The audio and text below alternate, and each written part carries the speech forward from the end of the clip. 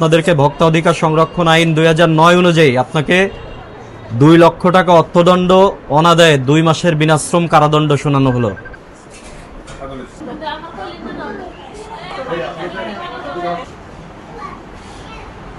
তারপর এটা কোথায় ফেলেন? এটা স্যার আমরা মাটির নিচে ফিতা রাখেন। কোথায় সেটা? এটা নদীর এই পার। নদীর ওই পার নিয়ে যান? হ্যাঁ হ্যাঁ, আর আমাদের বইয়ের আছে কাছে নদীর এই পার নিয়ে মাটির নিচে ফিতা রাখেন। এটা কি আজকে সারা দিনের? হ্যাঁ হ্যাঁ, আজকে সকালে। গতকালকেরটা কি করছেন? গতকালটা ফলাই দিচ্ছি স্যার মলে। কোথায়?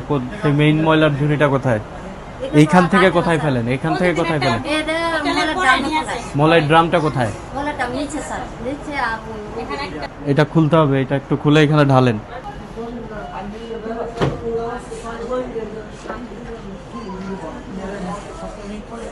থাক থাক, আর ঢালা লাগবে না। দেখি, দাঁড়ান দাঁড়ান দাঁড়ান, এটা আপনার হাতে লাগছে রক্ত। হাত দিয়ে ফেলেন, হাত দিয়ে ফেলেন, হাত দিয়ে ফেলেন। এটা কি বলেন? এটা কি দেখেন?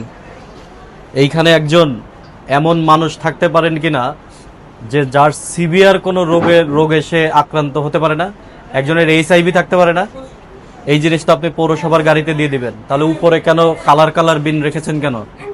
মোবাইল কোড আসলে পুরা জেলায় মোবাইল কোড ঘুরতেছে, এটা খবর পাইছেন। কালার বিন হলে জরিমানা হচ্ছে, এটা দেখছেন। এই জন্য আপনারা কালার বিন স্যাম্পলে রেখেছেন। আর এই ডাস্টবিন হচ্ছে, এটা হচ্ছে আপনাদের মেইন ডাস্টবিন।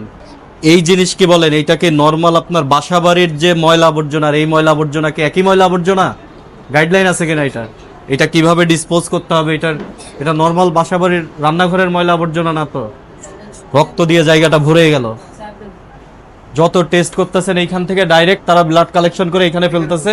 আপনি তাদের কাছে সিম্পল কালার করে বিন রেখে দিচ্ছেন। The show.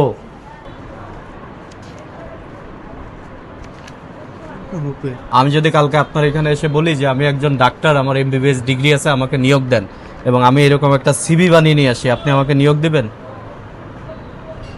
কি জানতে চাইবেন আপনি আমার কাছে? বলেন যে আমি ডাক্তার, যে কি জানতে চাইবেন? পাস করতে সার্টিফিকেট কিনা? একে আপনি কিসের বেসে চাকরি দিলেন? এটা হচ্ছে সরকারি না স্যার। হ্যাঁ, এটা হচ্ছে সরকারি, ডিপ্লোমা হচ্ছে। কই দেখি ডিপ্লোমা, আপনার কয়েকজন ডিপ্লোমা আছে? তিনি তো নার্স না, তার তো লেখছে অনগোয়িং প্রসেস। উনি আপনাদের এখানকার নার্স? ওনাকে ফোন দেন তো। ব্যক্তি কর্তৃক দেওয়া আয়কর, এটা এটা হচ্ছে ভ্যাট রেজিস্ট্রেশনের ভ্যাট, এটা আলাদা জিনিস। কিন্তু আপনার যেটা এই যে এই লাইসেন্সটা আপনাকে দিয়েছে হচ্ছে ডিজি হেলথ, আপনার এই হাসপাতাল পরিচালনা করার জন্য। সে হাসপাতালের লাইসেন্স রিনিউয়ের বিষয়টা কোথায়? আয়কর এবং ভ্যাট রেজিস্ট্রেশনের যে ভ্যাট চালান, এটা দিতে হবে আপনার সরকারকে। হাসপাতালে আয় করতেছেন না, তো সরকারকে আয়কর দিবেন না? তো লাইসেন্স রিনিউ করার এটা একটা ক্রাইটেরিয়া যে আপনি ওই আয়কর এবং ভ্যাট চালান দিয়ে আসবেন। আপনার হাসপাতাল 10 বেডের, আপনাদের এখানে বেড আছে কয়টা? 20টা বেড আছে। তাহলে 20টা বেড রাখার অনুমোদন আপনার এখানে নাই। 20টা বেড ডিজি হেলথ আপনাকে দিবে। 20টা বেডের পরিমাণ ক্যাপাসিটি আপনার লাগবে। আপনার যেহেতু 20টা বেডের পরিমাণ ক্যাপাসিটি নাই, সেই জন্য আপনাকে 20টা বেড দেয় নাই। তারপরে আপনারা 20টা বেড চালাচ্ছেন। আপনার 1 নম্বর অসঙ্গতি, আপনার এখানে লাইসেন্স রিনিউ নাই, মানে আপনার লাইসেন্সের মেয়াদ উত্তীর্ণ। 2 নম্বর অসঙ্গতি, যে কয়টা বেড থাকার কথা বেড সংখ্যা আছে তার ডাবল।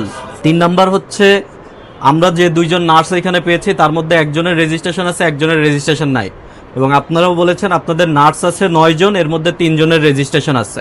একজনকে আমি ফোন দিলাম, সে আপনাদের এখানেও করে, ওই আরেক জায়গাও করে, 2 জায়গাতেও করে। মানে আপনারা মোটামুটি ব্যালেন্স করে নিচ্ছেন। এগুলো আপনারা জেনে শুনেই করতেছেন। 4 নম্বর অসঙ্গতি, আপনারা কালার যে বিন, সেই বিন আপনারা প্লেস করে রেখেছেন, যে সুন্দর প্লেস করে, যে হলুদ কালার, লাল কালার, সবুজ কালার সুন্দর রেখেছেন এবং নতুন কালার করেছেন, দেখে বোঝা যায়। এবং ওই বিন কোনোদিন আপনারা ব্যবহার করেন নাই।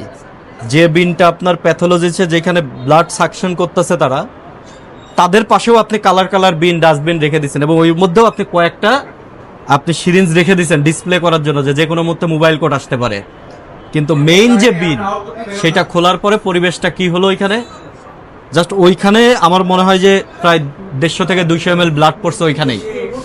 তাহলে রোজ আপনারা এই কাজ করতেছেন এবং আপনাদের কর্মচারীদেরকে শিখিয়ে রেখেছেন, যেন তারা বলতেছে যে আমরা নদীর ওপারে নিয়ে এক জায়গায় আমরা মাটিতে পুঁতে রাখি, যে 2-3 নাম্বার কোশ্চেন করার পরে তিনি আবার এটা স্বীকার করতেছেন না, তিনি আওলায় গেছেন। এই ডাস্টবিনটা আপনারা পৌরসভার গাড়িতে দিয়ে দিবেন, পৌরসভা এটা নিয়ে চলে যাবে, সব ময়লা ইয়ে করে প্রকৃতিতে ছড়ায় পড়তেছে। আপনারা যেটা করেছেন এটা এই আইন অনুযায়ী এটা একটা ব্যত্যয়।